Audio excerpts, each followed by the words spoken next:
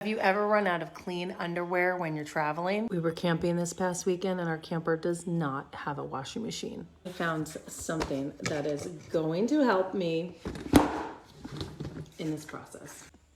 This portable washing machine is super lightweight and very easy to use. If I'm being honest, I really put way too many clothes in here.